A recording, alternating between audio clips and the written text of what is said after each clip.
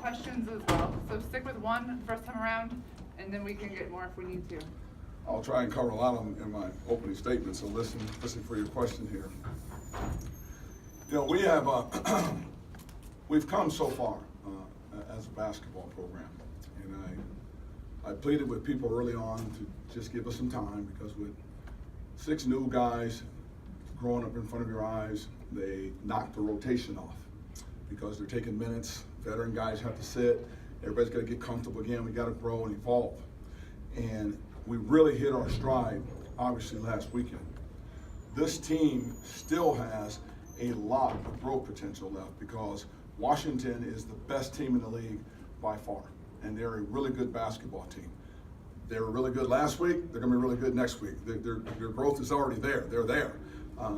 We're not there. Individually, we can get better. You look at a guy like Marvin Cannon, was phenomenal tonight. J.S. Coots played on one ankle, turned his ankle 2 days ago, and you look at his production in the game. So as Marvin goes, CJ still goes, Jazz has potential to go. There's growth potential individually that allow us to grow as a team that's going to get us better. So I'm pleased with how they've hung in there, how far we've come, because we're in the second half of the conference, and we just feel like we can play, we can beat anybody.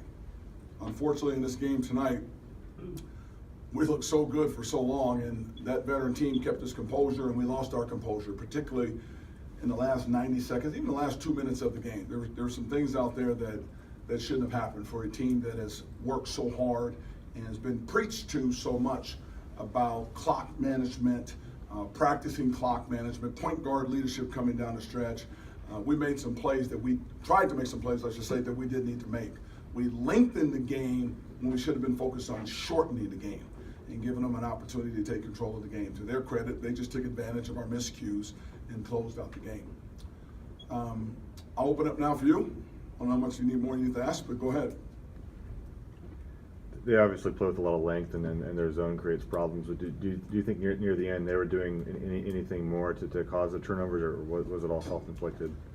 You know, for as good as their zone is, I thought in the first half we were outstanding defensively. To beat a team like Washington, it's not so much your offense. You got to defend them, because when we play, we really try to focus on the full court being our half court. So beat them down the floor before they set a zone. We were really good at that in the first half at times. I thought we stopped running a little bit. Sometimes that has to do with easy buckets inside by them. They can get back on transition. So their defense is good, but we got away from defending them to get them to miss so we could get out and run and get down the floor like we were in the first half before that defense could set itself. And when I watched them play Auburn, Arizona State, they all were very effective in transition and try to get down the floor before they set the zone. Once they set that zone is pretty effective. Coach, what can you take away from the performance tonight, going down the stretch and getting ready for the Pac-12 tournament? You know, we have 4 more games here in Beasley.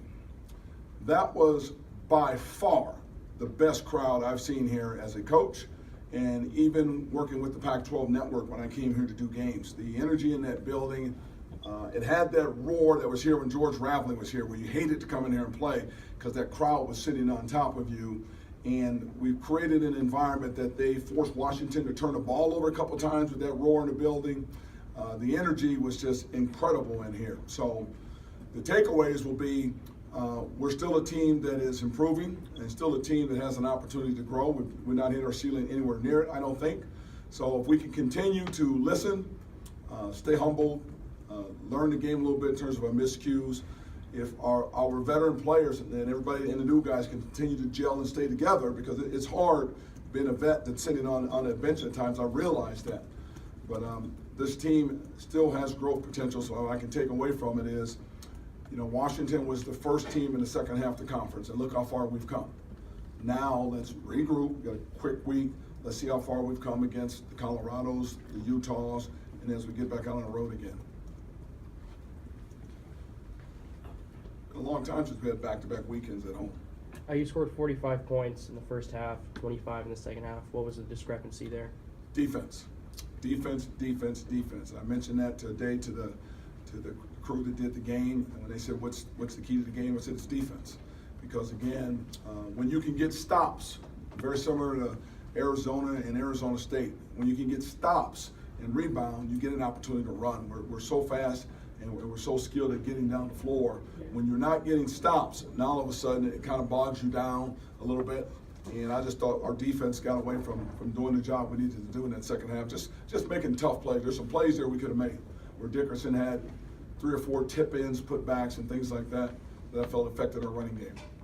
You enjoyed a 33-27 rebounding advantage. That wasn't the case when you played in Seattle. Was there anything that you saw in your scout heading into this game that might have impacted that final stat? The thing that's impacted and the way you can out-rebound in Arizona State, Arizona, and now you out-rebound on Washington. I looked at the stat sheet, and I'm assuming you're correct on all that. But the big thing that's different is the length of Jazz, the length of Marvin. Those guys are long and athletic. And you can put a lineup of CJ, Robo, Isaiah, Marvin, and you throw Jazz in there, and here comes Jeff, and here comes Gervais. That's a big, long team. And they're not only are they big, Marvin led the junior college tournament in rebounding as a 4-man. And you saw his athleticism tonight. Jazz is a tough rebounder, very smart. CJ is just a competitor on the glass. Isaiah was a warrior in junior college on the glass. So we've recruited guys that can rebound the ball, gang rebound, and as they have gotten more minutes, they understand now when they can go attack, and that's been the difference. And we're blocking out better, but it's really those guys' ability to go get the ball. With them keying in on a Robo, obviously in the first half, and sort of limiting his attack. With your Say it again. With Robert being kind of keyed in on the first half and them limiting his output, when they are keying in on your floor calming leader like that, are there any adjustments you make, or do you feel like it'll come? You know, I told him it wasn't so much they were keying on him; it was the rhythm of the game. I told him just relax and let the game come to him. There was a point in time, I think, when him and CJ both were out of the game, certainly one or the other, and I think we built the lead then with the group that was on the floor. So them keying on Robo gave other players, Marvin, Cannon, Jazz, an opportunity to step up because those are good players.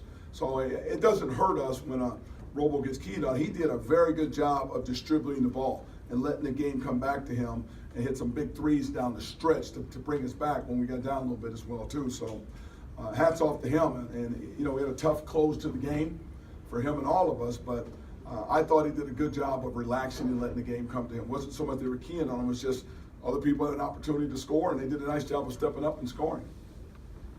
Just before that final UW inbound, it looked like there were some guys standing up on your bench, maybe calling for something. Was there something you guys thought you saw? I thought it was a 5-second, but I can't. Referees are really good at this level.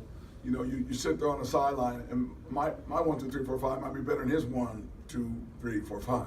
So we were hoping to get a 5-second count. That's what we talked about at the timeout, putting Robo on the ball, jumping him off, see if we can get that 5-second count, because we needed the ball back at that point in time to still give ourselves a chance to score and win the game. We're still right there to win the game. If you can get them to call a 5-second count, now you get an inbound to tie and win the game. So you had a lot of issues with turnovers on offense, especially passing the ball. It seems like there's a lot of overthrown passes. So what was kind of going on there? Washington has the ability to do that with their zone. I think you'll see everybody that they play, they turn the ball over. I think a lot of our turnovers, you know, in the first half, we gave them 9 second chance points. We gave up 9 turnovers, and some of those turned into buckets. We didn't have a lot of turnovers up top where they would just go down and score. We had a few more of those in the second half. And then we gave Dickerson 9 points in a half that we should have been taking them out. So that was a big piece of the game there. The turnovers, again, are guys in this environment at this level realizing how good those guys are. You can tell them, they can see they got to go through it. But their defense is really good. They're long, they're athletic. You know, Matisse is very good, very crafty. They understand what they're doing, and they bait you into thinking you can feed that ball into the post. I thought we were hesitant at times, and I felt like we hurt ourselves at times, which is something I certainly worked on. But again, that comes back to defense and playing in transition, making the full court your half court, and not having to be in the half court trying to pick apart a zone. If we'd had a few more stops, we could have gotten stretched the floor a little bit more. Thank you, Coach. Thank you, guys. Thank you.